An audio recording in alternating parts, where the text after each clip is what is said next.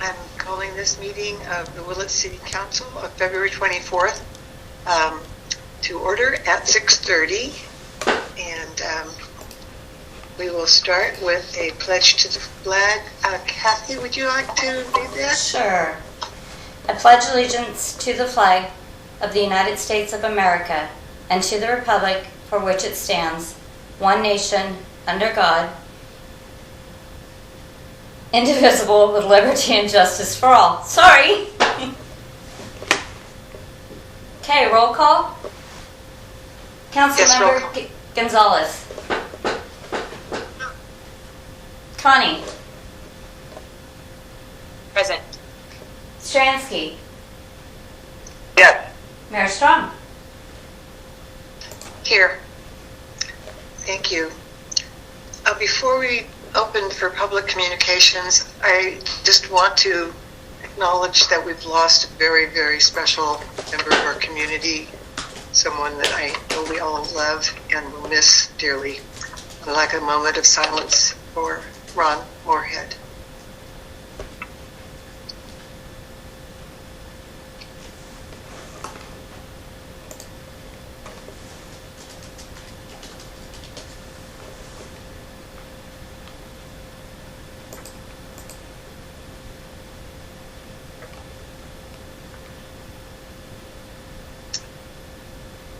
Thank you.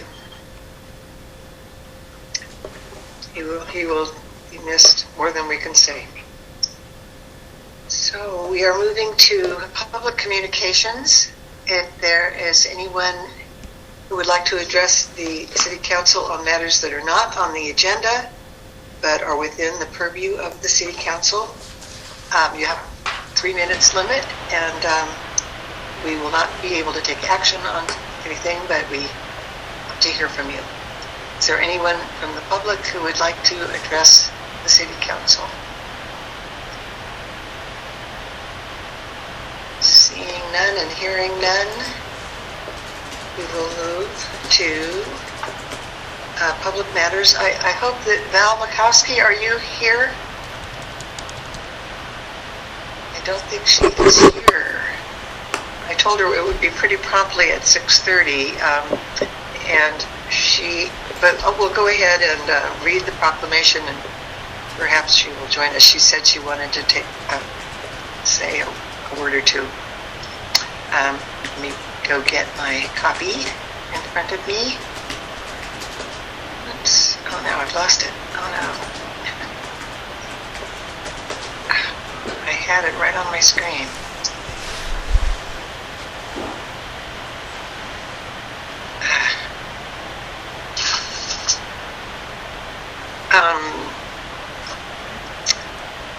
Is it possible, would the council be okay with deferring this a little bit so that she could come and join us, and I could get it in front of me on the screen? We could move to the consent calendar and then come back to that if Val Makowski might be able to join us by then. Is that okay with the council? That's Yeah. fine. Okay. Read and match, I have it on my screen. Oh, good. That would be great. Let's go ahead and do the consent calendar first, and then we'll come back to that item. And there are no enactment of ordinances tonight, so the two meeting minutes are February 3rd and February 10th. I move. This is Larry. Larry moves approval of those the consent calendar. I'll second. And seconded by Jerry. Any comments or questions? And seeing none, Kathy, would you call the roll on that, Yes. please? Councilmember Gonzalez.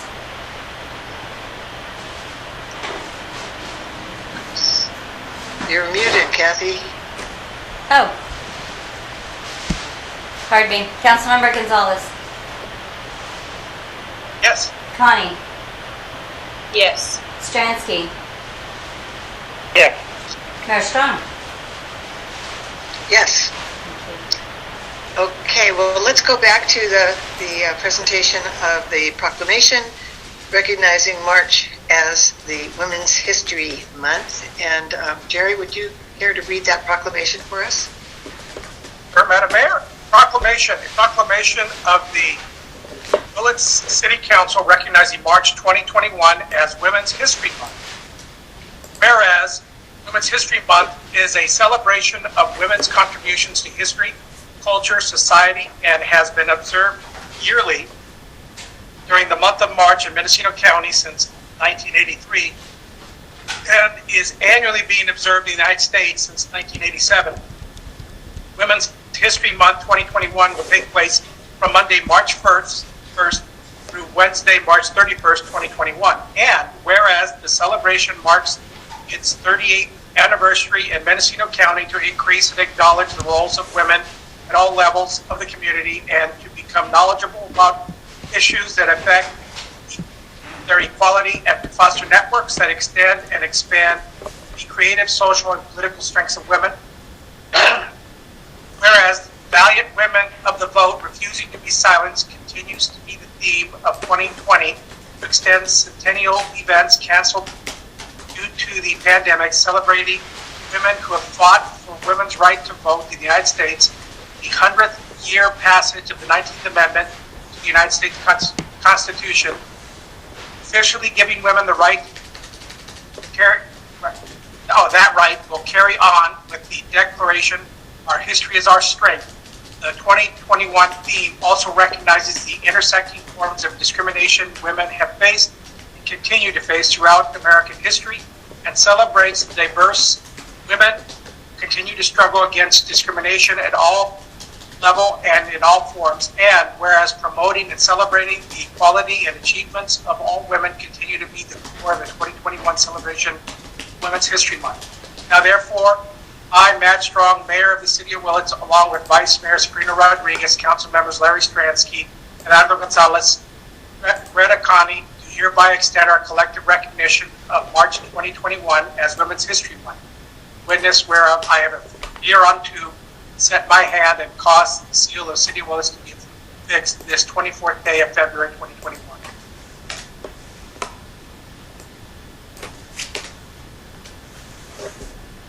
Or muted, Madge.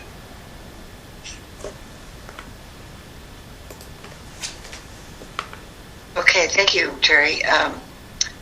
If Val Mikowski is here, please speak up to receive this proclamation virtually over the internet.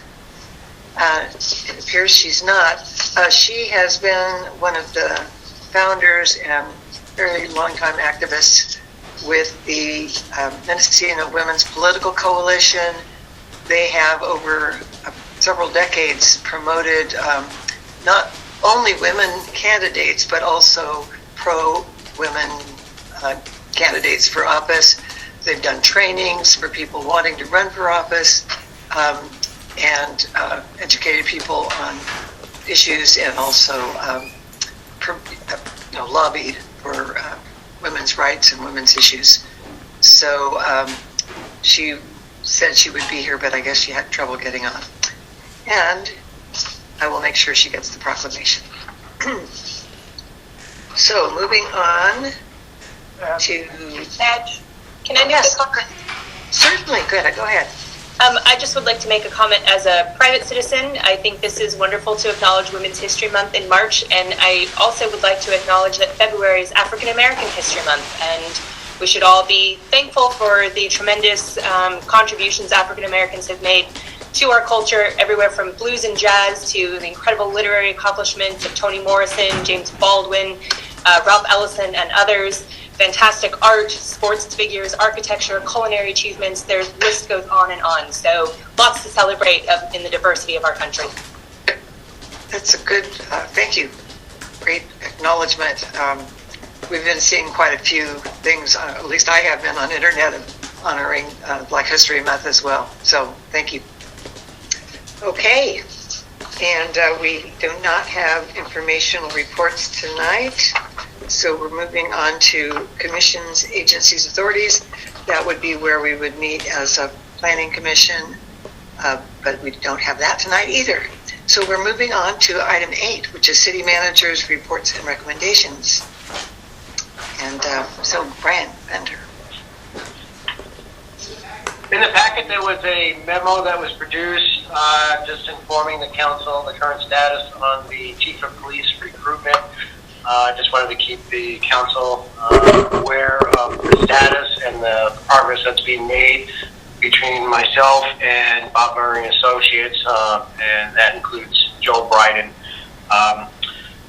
This week, the brochure should be posted and distributed, and he's already starting to canvass candidates. So we're off and running, and it should run for about a month, and we'll see what happens. I believe he has reached out to council members as well as other members of the organization to gain their comments and some thoughts on the ideal skill sets that that the next chief of police should bring to this organization and community.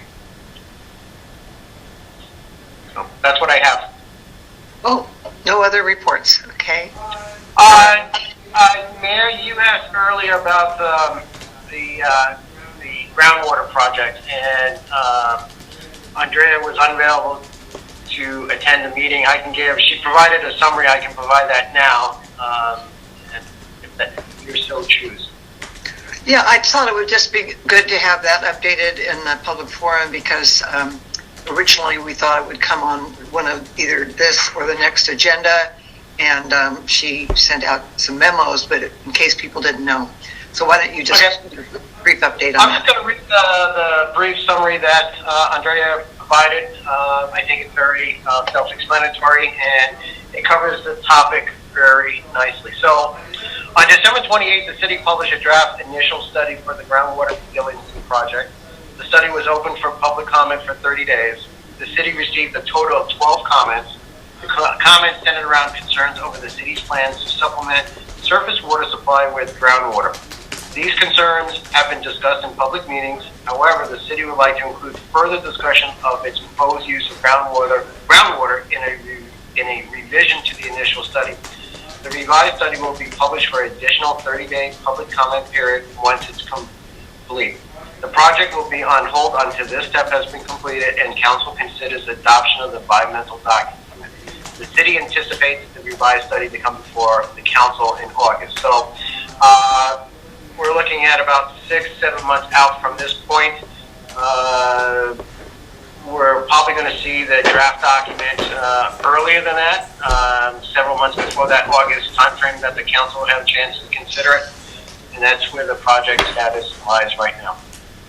Okay, so just if anyone out there missed the previous public comment period, there will be another 30-day comment period after the revised draft is made available, and you should get on the list to get notified and get a copy to look at if you want to be involved in that.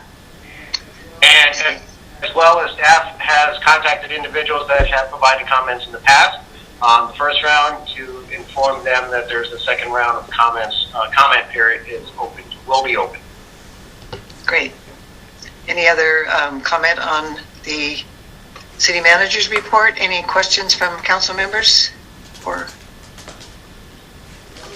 other than that, scaling and everything's going well. Looking at a very busy month of March ahead of us, and it should be very productive for the next several months, setting the tone through goal setting and our communication sessions.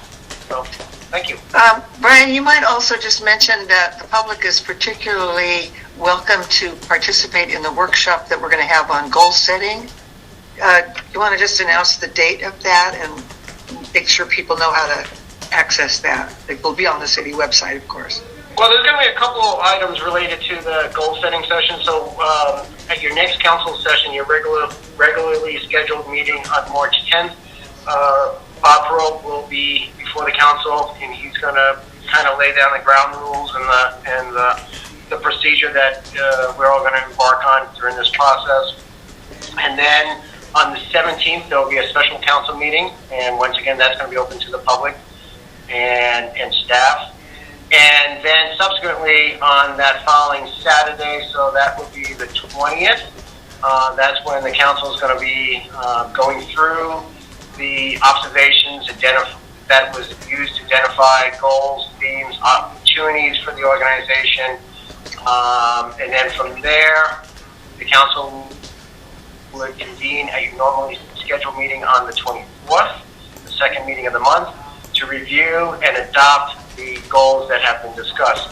Bob and I are still working out the process of where we can accommodate the public. We may be in the near future putting together a survey system, online survey, where the public can access and provide comments directly into that process. So we're still working that out. We should know a little bit more in the next week when that's available. But we'll put all this information on the city's website. Great. Okay. I also guess I'd like an update. Is the entire Main Street trees and pavers, is that completely done now? It looked fabulous. Yes, it is done, and the project is completed. Contractually, it is done. The contractor came in slightly below the agreed contractual price, so that's a good thing. The final walkthrough has been completed, so the staff greatly acknowledged the efforts of the contractor. Yes, they were she already did it, huh? very accommodating to the public, the business owners, I'm and they didn't cause too much hindrance to We'll get it voters to you. on Main Street. So it's a Thank project, you. and Bye-bye. now we get to see the trees grow, and everyone enjoys their cannabis. Thank you. And if there are no other comments on the report, let's move on to our next item. We have under department recommendations, a public hearing to discuss both future applications for funding under the CARES Community Development Block Grant, and to consider adoption of a resolution authorizing submittal of an application in response to the 2020 Community Development Block Grant Program, Coronavirus Response Rounds 2 and 3, Notice of Funding Availability. And I see that we are going to have Dusty Dooley, and I see that Jim Robbins is here too. So Dusty, would you like to start out with this proposal? Yeah, I would. Thank you, Mayor Strong. Good evening, council members. Dusty Dooley, Community Development Director for the city. As the mayor introduced it, staff is requesting council approval to make application to seek up to $358,431 of the Community Development Block Grant Coronavirus CDBG CV funds to establish a business assistance revolving loan fund. If approved, the funds will be made available to support our local small businesses impacted by COVID-19. Just a couple of examples of eligible expenses that businesses could use the funds for includes operating capital and inventory, payroll. You could also potentially use the funds to complete project site improvements. So, for instance, if you had a business that wanted to construct an outdoor dining area or remodel their business to widen the shopping aisles, those would be examples of the types of projects that could be funded with the money being available from this funding source. The very neat thing about these funds is that these loans can be forgiven provided the business can show that they retained their full-time employees, of which 51% have to be filled by members that meet the lower moderate income household. So, for instance, if you are a small business and you had one full-time employee and they meet the household income threshold for lower moderate folks, which is a surprisingly high number for our area, and my guess is a lot of employees, could meet that threshold. As long as you retain employment for 3 months after receiving the loan is forgiven, meaning the business does not need to pay it back. And so, relative to other types of programs we've seen, that is a very relatively small threshold that would convert it from a loan to essentially a grant. Because the program funds are non-competitive, provided the city's application is complete and meets the threshold requirements, the city could expect to receive an award between $281,000 and $358,000. The reason for the range is that it's not clear the amount of round one funding, the $77,266, that HCD will allow the city to carry over into the $281,000 that's available to the city in rounds 2 and 3. Council may remember that staff previously came forward and got your permission to make application for the $77,000 and change in round 1 to support paying water bills for low and moderate income residents within the city. Not quite sure how to say this. We were encouraged by HCD to make application. We saw it as a good way to sort of dip our toes in the water and provide a benefit to the city community and maintaining a limited risk and workload on the staff side.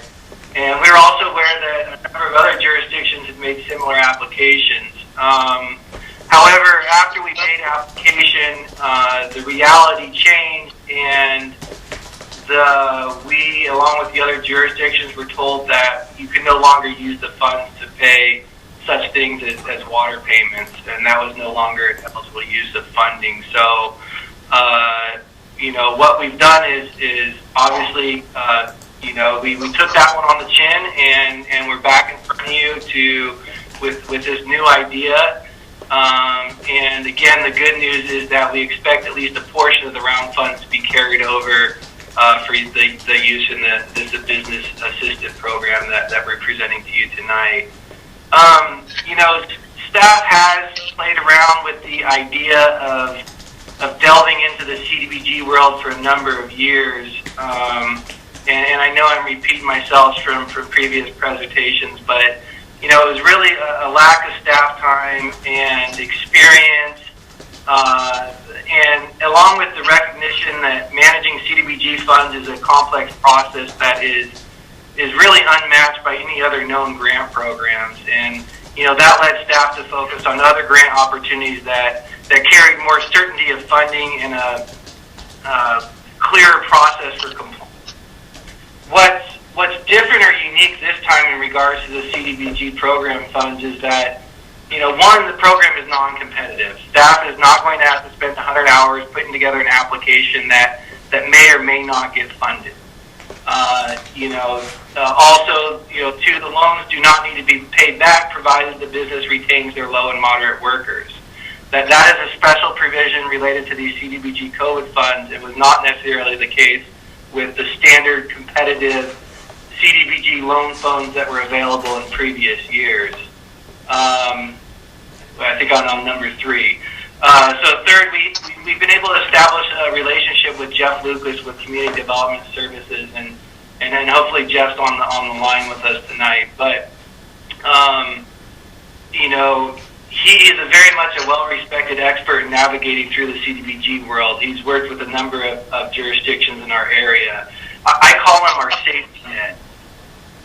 I call him our safety net, and I'll, speaking for myself, I would say that staff is a lot more comfortable learning how to perform the CDBG high wire act when we have our safety net in place. And that very much is Jeff Lucas. Also, we've had positive meetings with the Economic Development and Financing Corporation, EDFC, and we've talked to them about obtaining their assistance as well. We especially found their staff member, Robert Gernhardt, to be proficient in working with CDBG funds and revolving loan programs. And so we're hoping to, with the council permission, hoping to enter into a sub-recipient agreement to have EDFC manage the loan processing and approval process. So again, EDFC would be our service provider, and Jeff and his folks would be available in an advisory capacity. And I would say without those partnerships, I don't know that staff's in front of you promoting, your permission to seek application for these funds. It's important to note that up to 13% of the CDBG funds that we receive would be eligible to cover administrative costs, such as the services to be provided by Mr. Lucas and EDFC. Staff does expect to retain some of those available administrative funds, maybe like $10,000, offset some of city staff time that would also be required to run the program. So no general fund dollars are being proposed to use to support this project other than staff time, of course. Before finishing staff's introduction, I did want to point out 4 key questions that I wanted to make sure that the council took the time to consider. And it's in your agenda summary. I've got a bunch of stuff up on my screen here.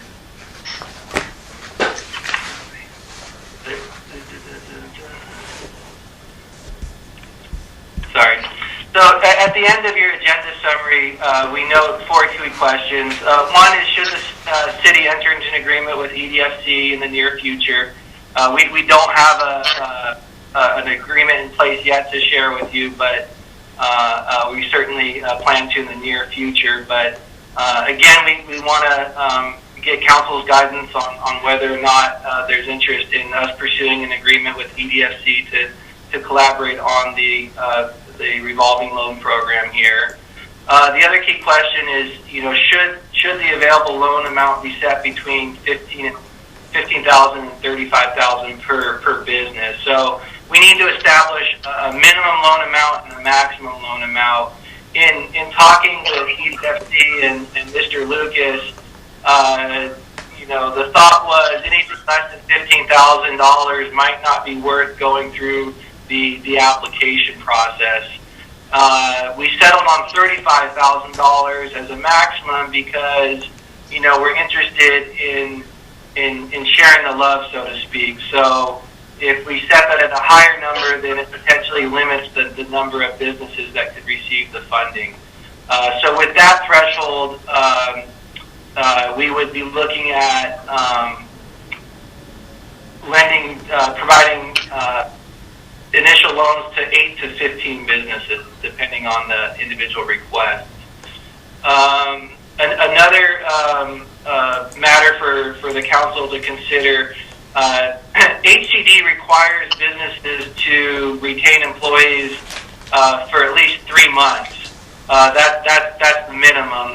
The city doesn't have the ability to set that threshold at a lesser time period, but you do have the discretion to move it to a longer time period. That's not necessarily what staff's recommending, but staff wanted to make sure that the council was aware that you had that discretion. The other key question, lastly, the 4th one here, is the way that it's intended to work is that once we've identified a business and in working with EDFC have determined that that project is eligible to receive the loan funds, we would then contact HCD to release those fundings, which take up to 30 to 60 days. Alternatively, the city could use, general fund dollars to front the loans so that the business didn't have to wait that 30 to 60 day period. So I wanted to bring that to council's attention as well. In speaking to Mr. Lucas, it was also noted that, upon getting a relationship with HCD established, with getting the program up and running, it very well could be that HCD reaches a comfort level where they're willing to essentially front some of the funds so that we don't have that 30 to 60 day delay between when the city approves release of loan funds for a recipient business and when HCD is able to provide those funds to the city to disperse. So again, we have a resolution prepared for council's consideration that would authorize us to submit an application to HCD to obtain these funds. And the other thing I need to know, and this is an update that occurred since staff was able to write the agenda summary, and that's the The March 5th deadline to complete the application that's referenced in the agenda summary, that deadline's been extended out to May 7th. Staff is still moving forward at the same feverish pace that we have been, and we're not looking to delay this just because the deadline got extended. But I did want to provide that update to council. So with that, Mayor, I'm happy to answer any questions. Obviously, Jim Robbins, our community development specialist, is a big part of getting this all together, and he's available to answer any questions as well. And we possibly have Jeff Lucas and maybe even Robert with EDFC on the line with us too, but I don't know. Thank you. I don't see them on the line, but Jim, did you want to add something now before we ask for questions from council? Not at this moment. Dusty really covered the initial presentation very well, so all the most important points covered. Okay. Are either of those, Jeff or Robert, on this call? Yes, this is Jeff Lucas. You'll see me, well, you're not seeing me. I'm under Melanie Garrett's. I'm using her laptop today. And okay. I don't really have much to add to Dusty's presentation. But if you have any questions, and Jim and Dusty are great to work with, and I think this program could be beneficial to the community of Willits. But if you have any questions, I'm happy to respond. Okay. So let's open it up to questions from the council, and then after that we'll get any public comments. I see Jerry. Acknowledge. Yeah, I guess question for whoever. I guess I guess I support this, and I think we should do it. Although I'm not really comfortable with us fronting the money at the moment, unless we structured we only did one. I don't have a comfort level given our finances. Maybe I could be alleviated. I know that we had redevelopment money that got routed into, I thought for another group, it might have been HTC. HCDC, I guess, but I'm not sure. So those are my questions. The other one would be, the event we didn't get a lot of applications, could break it down into smaller amounts or anything, or write this in such a way that we have a little latitude. So if you didn't get the 10 applications that would complete this, so that's it. Okay. Other questions from or council members, and then we'll go back to Dusty for answering. I see none. I was well, two things. I feel like it would be very important to get the loans out as soon as possible, because all these businesses have been just, living month to month and not necessarily being able to survive. So the sooner so in that respect, I think I would be comfortable using, if we have funds set aside in our savings or investments that are liquid enough, because once HCD has approved us, we know that they'll get reimbursed. So I feel comfort level there, and I just think that getting the loans out to the businesses is in a timely way is really important. I like Jerry's idea of giving us a little leeway, both below the 15,000 threshold and above the 35,000, in case we don't have enough applicants in that target group. And the one other comment is, I hope that Jeff and Robert can make this as easy for the businesses to apply as possible, because when you read through the HCD, CBGD, and when you read through that, you kind of start glazing over, and the businesses want to run their business. They don't want to have to deal with enormous amount of red tape and paperwork and documentation. And I know they do have to provide documentation, but I hope we can make it as painless and simplified for the sake of our businesses as possible, so that they aren't discouraged and say, oh, for 15,000, forget it. I mean, I'd much rather that they make it easy and they can get an infusion of cash that would really help them out and provide jobs. So those are my comments. So do you, Dusty or Jim, do you want to respond at all to those comments? This is Dusty. So, Councilmember Gonzalez, I believe you're referring to some funds that show up in our budget that are related to previous CDBG programs from, maybe and we have had discussions with Mr. Lucas about helping us work with HCD to essentially unfreeze those funds so that they could be made use of for the benefit of our community. So we are conscious of those funds, but at this point they are not eligible to be used to front the loans while we wait for the 30 to 60 days. Then, we certainly do have the ability to change the recommended thresholds and go to, say, $10,000 and $50,000 if that pleases the council, so that we meet that idea of providing a little bit more flexibility to businesses to ensure that the money does go out to the community.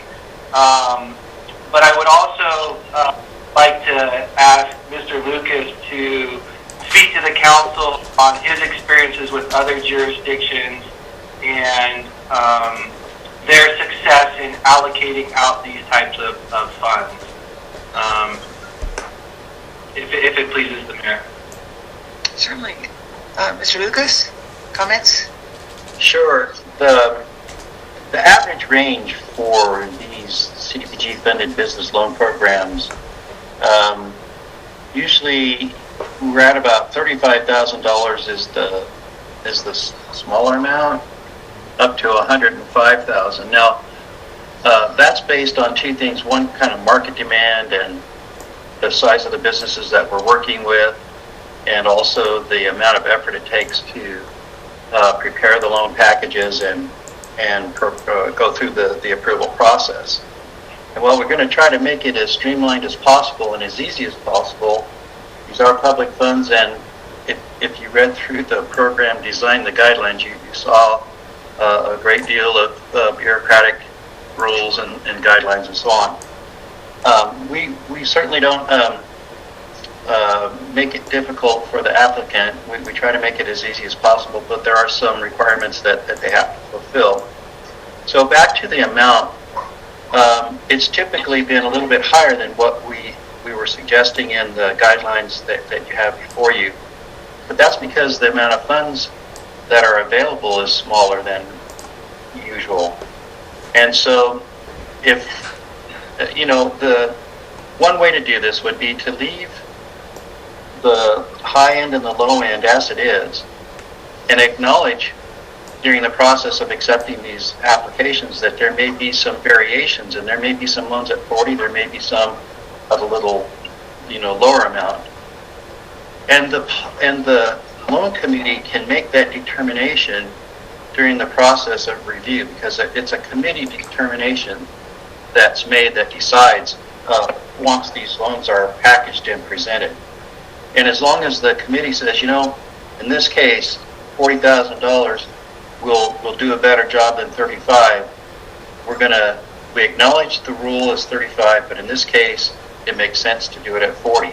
Or conversely, you could say it could be lower than the 15. So you do have a little bit of flexibility in the final process. I think that as long as that's made clear in the application process, so that they are discouraged from potentially asking for more or less, that sounds acceptable to me. And I guess, Jerry, does that answer your question too? Yeah, it does. So The only thing I was going to just ask Brian to comment about the pro or con of advancing city city funds once we know that we have this program, if it would avoid having delays getting the businesses funded with this. Brian, do you want to respond to that? No, I mean, I was just wondering, I can throw this question out to Dusty, if the city wants to put a cap on internally that say that we're only going to essentially carry this amount of dollar sum of loans, and just put a cap on it that way so we're not overextended, and then once we get reimbursement, we can open it up again. Sounds good. Okay, we didn't open it. I didn't open it up to public comment yet. So if there's anyone in the public who would like to address this proposed grant application for HCD funding that would enable these loans, forgivable loans to our businesses. Anybody from the public want to address us? Seeing none, hearing none, I will entertain a motion for staff recommendation. It sounds like the staff recommendation basically incorporates the concerns that Jerry and I brought forward. If there are no other comments, would someone like to make a motion?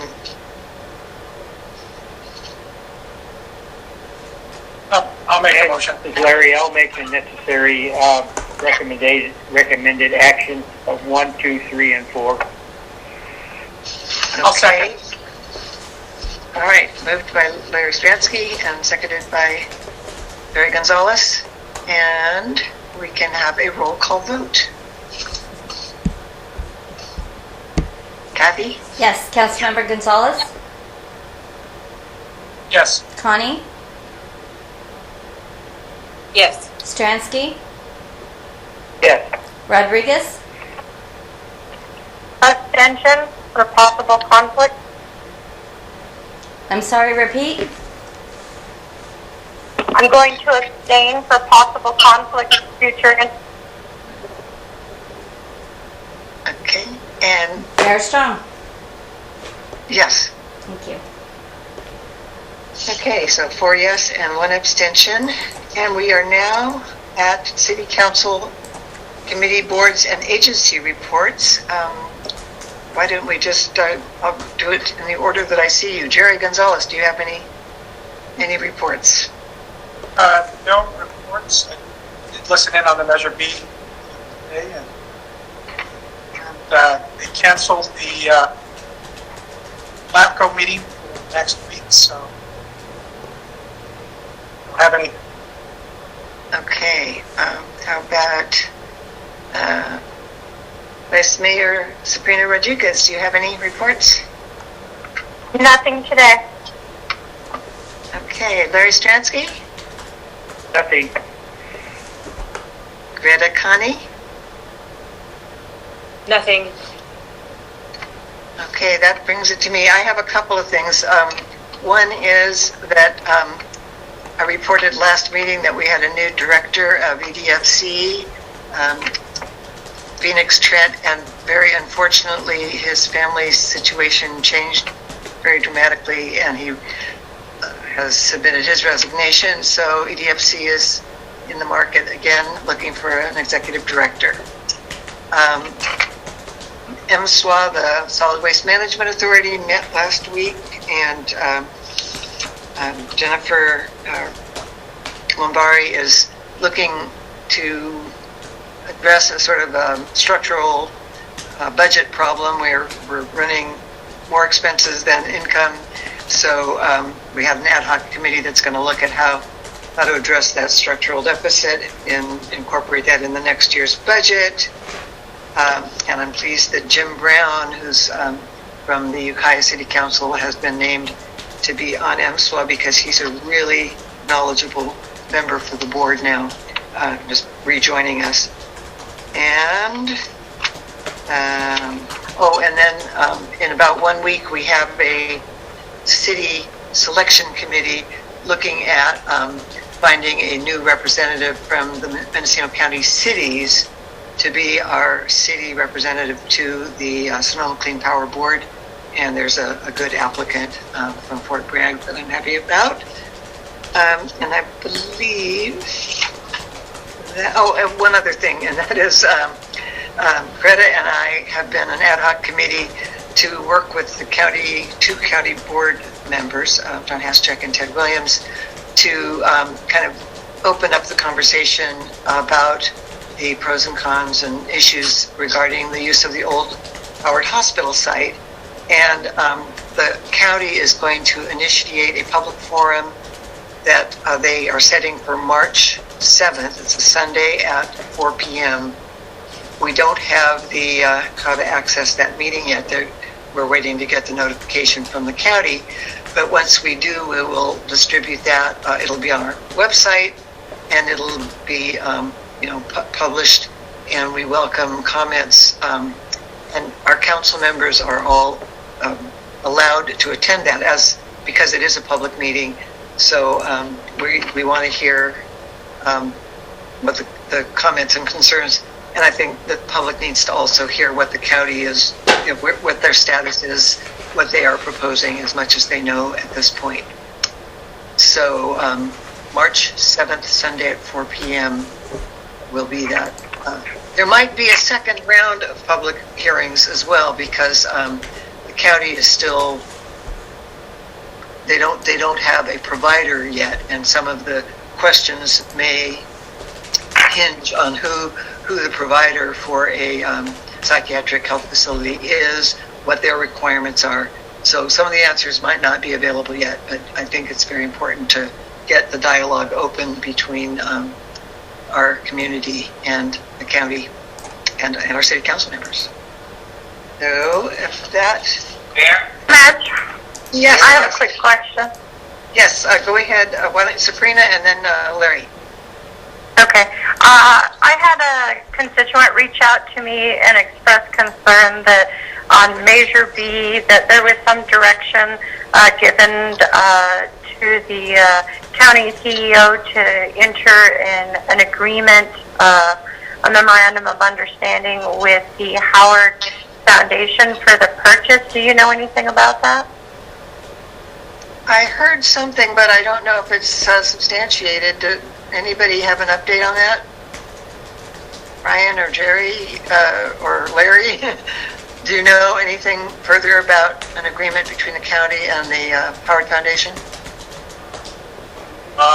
If I may, Madam Mayor, I believe that the foundation is looking to draft a agreement/statement that would limit any future transfer of that property to any other entity, contingent on city granting approval for the proposed reuse. Okay. So that's a development that I think may be coming forward in the near future. And I just wanted to also comment that for public engagement on this topic, I believe county staff or county officials are going to be attending the Rotary program tomorrow and presenting this project. So I just want to encourage any members of the public who are interested to see if they can gain access to the virtual Rotary meetings as well. Rotary meeting. okay. Is that how would they find out how to attend that if they're not Rotary members?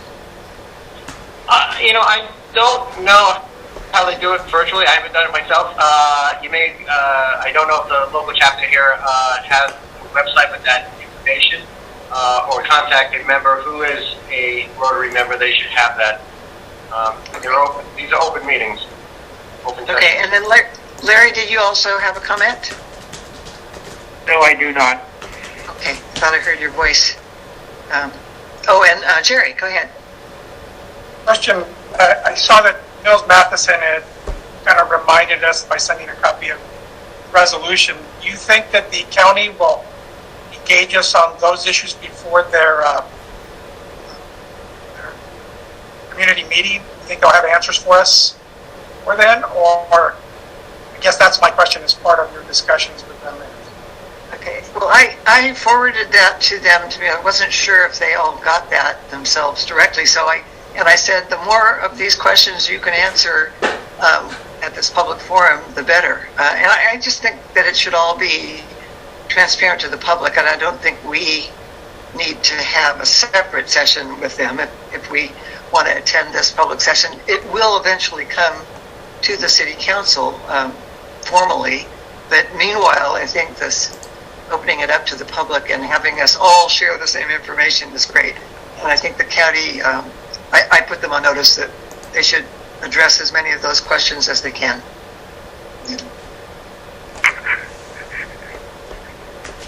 Okay. All right. So I believe we have any council member reports and recommendations or good and welfare. I'm going to just combine those two. Any other unofficial reports from council members? I have one. On the following Sunday, March 14th at 3 p.m., Well is sponsoring a public forum to talk about, it's going to be called Snow Happens, and it is kind of the aftermath and trying to figure out how to address all of the damage that happened with the snowstorm and windstorm at the end of January. The communities up in the hills all around us, and some in town even, had quite a lot of downed power, and they were out of power for 6 days and sometimes more. And there's a lot of repair needed, and trying to clear out the dead wood so that we don't have an enormous exacerbated fire hazard this summer. So all of the Firewise councils are planning to present what they're doing. We're going to have CAL FIRE, PG&E, if possible, our local first responders, how the fire departments and police departments were able to handle the crisis during that storm, and what that means going forward. What kind of lessons have we learned about how to handle these freak events, because we might have more of them, whether it's winter storms or whether it's summer drought and fires, or we haven't really had earthquakes yet, but who knows. So we have to learn how to be responsive. And so anyway, this is to a public forum to get everybody, again, informed about what people are facing up in the hills and what we're planning for future. And I've invited everybody, I think, who as a resource for that, as well as open to the public. So that'll be a Zoom public forum, March 14th, 3 p.m. Yeah. Okay. So that is the end of our regular session. And oh yes, Greta, I see your hand up. I have a quick good and welfare. I just wanted to thank Officer Bennett and our newest Willits PD officer. I believe I'm pronouncing his last name correctly, Alvaros. Is that right, Brian? Alvaros. They stopped by the book juggler. Thank you. On I think it was Monday night, maybe it was last night, and just to say hello and take a quick tour of the facility. And it was really nice to meet our newest sworn PD. And I'm so grateful that he's here, and just appreciate the police taking the time to step out into the community and say hello. It was a real nice visit. Great. Okay, so we do have a closed session, which is looking at a total compensation study that we authorized in preparation for labor negotiations. So we will adjourn the regular part of the meeting at 7:25 and go into a closed session, and I will report out if there's anything to report out at the end of that. So thank you all for being here, and we'll see some of you in closed session momentarily.